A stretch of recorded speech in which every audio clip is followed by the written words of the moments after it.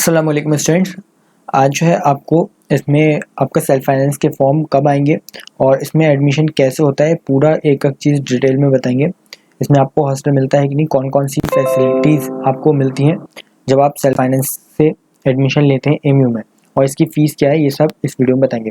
तो सबसे पहले एक्सटर्नल की बात करते हैं। वो स्टूडेंट जो कि एमयू के स्टूडेंट नहीं हैं, जिन्होंने 10th एमयू से नहीं की है, उनके लिए पहले बात करते हैं एक्सटर्नल के लिए। उसके बाद इंटरनल का क्या क्राइटेरिया है ये बताएंगे। तो ये जो नोटिफिकेशन है ये प्रीवियस ईयर का है और इस साल भी बिल्कुल सेम ऐसे ही रहेगा, तो इसलिए इससे बता रहे हैं। तो इसमें आपका जो फर्स्ट पॉइंट है वो ये है, the admission against 20% of the intake under the self finance scheme to senior secondary school certificate. यानी सिर्फ 20% सीट जो हैं वो एक्सटर्नल के लिए हैं। जितनी भी टोटल सीट्स हैं उसकी 20% सिर्फ एक्सटर्नल के लिए है, बाकी सब जो है 80% इंटरनल के लिए सीट रिजर्व रहती हैं। उसके बाद इसमें सेकंड पॉइंट है एलिजिबिलिटी क्राइटेरिया। इसमें कह रहे हैं कि अगर आपको साइंस स्ट्रीम में एडमिशन लेना है तो आपको साइंस स्ट्रीम का एंट्रेंस देना ज़रूरी है। सिर्फ वही स्टूडेंट्स जिन्होंने एंट्रेंस दिया होगा वही सिर्फ सेल्फ फाइनेंस का फॉर्म फिल कर सकते हैं, और जिसने एंट्रेंस मिस होगा किसी वजह से तो वो सेल्फ फाइनेंस का फॉर्म फिल नहीं कर सकते। और एंट्रेंस में उनके मिनिमम 15 मार्क्स होने चाहिए। यानी जैसे कि अभी 99 क्वेश्चन हो गए थे, यहाँ पे 15% का मतलब है जितने भी क्वेश्चन हैं उसका 15% आपके मार्क्स होने चाहिए। पहले 100 मार्क्स का आपका टेस्ट हुआ था, लेकिन एक क्वेश्चन जो है डिलीट कर दिया गया, तो 99 में से अब आप देखिएगा आपके 15% मार्क्स आने के नहीं, और एक नंबर जो है वो उसमें ऐड कर लिएगा जो डिलीट हो गया था, वो सबको मार्क्स मिल जाता है। उसके बाद देखिएगा आपके 15 मार्क्स आ रहे हैं कि नहीं। अगर आपके 15 मार्क्स आ रहे होंगे तो आप जो है सेल्फ फाइनेंस का फॉर्म फिल कर सकते हैं।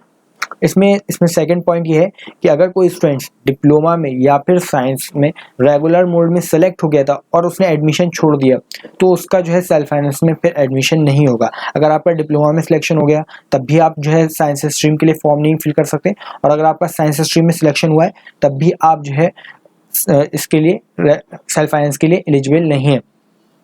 अगर आपकी वेटिंग थी और वेटिंग क्लियर नहीं हो पाई है तब आप इसका फॉर्म फिल कर सकते हैं। वेटिंग वाले फिल कर सकते हैं अगर उनकी वेटिंग क्लियर नहीं हुई है, लेकिन अगर वेटिंग क्लियर हो गई थी और फिर उन्होंने एडमिशन नहीं लिया रेगुलर में तो आप सेल्फ फाइनेंस का फॉर्म फिल नहीं कर सकते। उसके बाद जो है आपका इसमें बी पॉइंट है, for admission to commerce and humanities stream, यानी आर्ट्स एंड कॉमर्स स्ट्रीम वालों के लिए भी सेम क्राइटेरिया है। उन्होंने टेस्ट दिया हो, टेस्ट देना कंपलसरी है। अभी जो एंट्रेंस हुआ था उसमें अपेयर होना कंपलसरी है, और 15% मार्क्स उनके टेस्ट में आने चाहिए। और अगर उनका कॉमर्स और आर्ट्स स्ट्रीम में रेगुलर मोड में सिलेक्शन हो गया था या फिर वेटिंग थी वो क्लियर हो गई थी तो फिर और उन्होंने एडमिशन नहीं लिया तो फिर सेल्फ फाइनेंस में वो लोग एडमिशन नहीं ले सकते। इसमें आपका ये एलिजिबिलिटी क्राइटेरिया था। उसके बाद इसमें हॉस्टल की बात की जाए तो एमयू ने ये कहा है कि इसमें हॉस्टल आपको नहीं मिलता है, और कोई भी फैसिलिटीज़ जो कि रेगुलर स्टूडेंट्स को मिलती है एमयू की तरफ से वो नहीं दी जाएगी, जैसे कि लाइब्रेरी हुई और भी स्पोर्ट्स फैसिलिटीज़। लेकिन फिर भी रेगुलर आपके जो लाइब्रेरी में एंट्री हो जाती है सेल्फ फाइनेंस वालों की भी आपको एडमिशन कार्ड दिखा के जो है एंट्री मिल जाती है, तो ये इशू नहीं है। लेकिन इसमें आपको हॉस्टल नहीं मिलता है, आपको पीजी लेकर के रहना पड़ेगा। उसके बाद जो इसमें फोर्थ पॉइंट है फीस को लेकर के, वो ये है कि सेल्फ फाइनेंस की फ़ीस जो है पर ईयर 25,000 है। इसमें आपकी 2 साल की फ़ीस मतलब रहेगी, एक 11th की और एक 12th की। तो 11th की भी 25,000 है और 12th की भी आपकी 25,000 है। तो ये आपकी 25,000 टोटल मतलब एडमिशन और पूरे साल की फ़ीस है आपकी 25,000, जो कि आपको एडमिशन के टाइम पे एक बार में देनी होगी। 11th में भी और 12th में भी ऐसे ही करना होगा। बात करते हैं इसमें कंडक्ट ऑफ क्लासेस की। तो आपका ये क्लासेस जो होती हैं वो आपकी दोपहर में लगती हैं, आफ्टरनून में, और ये ऐसी करीब 12 बजे से आपकी इसमें क्लासेस शुरू होती हैं सेल्फ फाइनेंस में। सुबह में क्लासेस नहीं होती हैं, शाम में।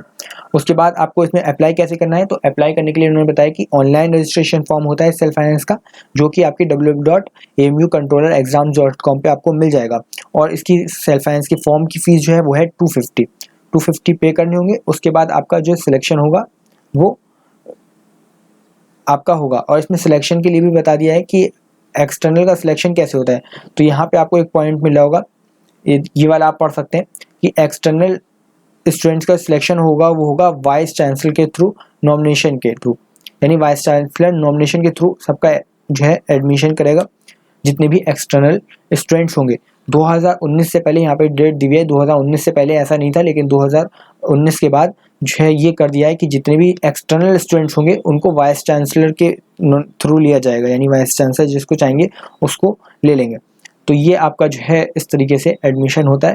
और इसकी लिस्ट जो है वो आपकी एमयू कंट्रोलर एग्ज़ाम पे ही मिलती है और इसमें फॉर्म फिल करना होता है। अभी फॉर्म नहीं आए हैं। फॉर्म की बात की जाए तो ये फॉर्म जब आते हैं, जब रेगुलर के स्टूडेंट्स के सबका एडमिशन हो जाता है, एमयू को पता चल जाता है किस किसने एडमिशन ले लिया है, उसके बाद ही आपका सेल्फ फाइनेंस के फॉर्म आते हैं। तो इसमें अभी आपको 1 मंथ लग जाएगा करीब।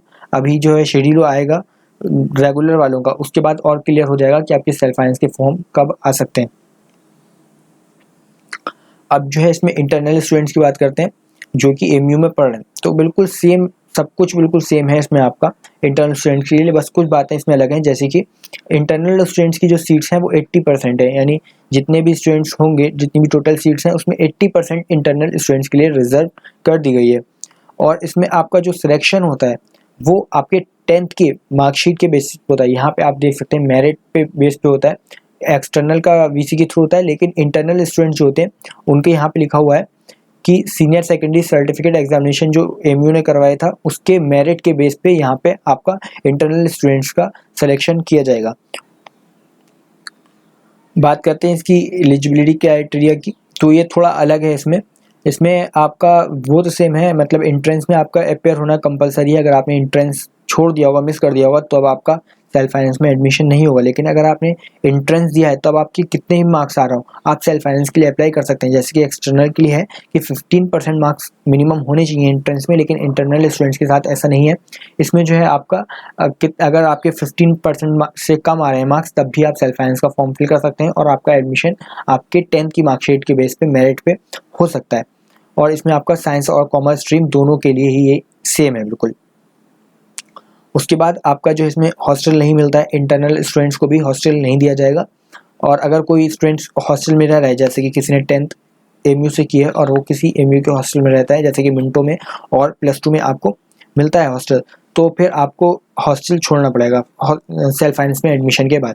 उसके बाद आपको इसमें 4th पॉइंट है फीस। तो फीस भी इंटरनल स्टूडेंट्स की सेम है 25,000, जो कि आपको एक बार में देनी होगी। क्लास 11th की है ये पर ईयर, और 12th की भी सेम है, आपको एडमिशन के टाइम पे 25,000 पे करने पड़ेंगे फीस।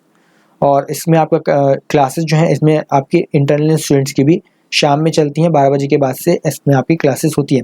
और रजिस्ट्रेशन के लिए इसमें 250 रुपीज़ का फॉर्म फिल करना पड़ेगा, जो कि आपको एमयू कंट्रोलर एग्जाम पे जब फॉर्म आ जाएगा तो आपको मिल जाएगा। उसके बाद आपकी इसमें लिस्ट आएगी, जितने भी सिलेक्टेड स्टूडेंट्स होंगे वो आपके लिस्ट के थ्रू एमयू कंट्रोलर एग्जाम्स पे शो किया जाएगा।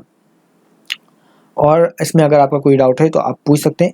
सब कुछ इसमें बता दिया। इंटरनल और एक्सटर्नल की फॉर्म्स की बात की जाए तो फॉर्म्स में अभी टाइम लग सकता है, 1 मंथ ऑलमोस्ट लग सकता है इसमें आपका सेल्फ फाइनेंस के फॉर्म आने में।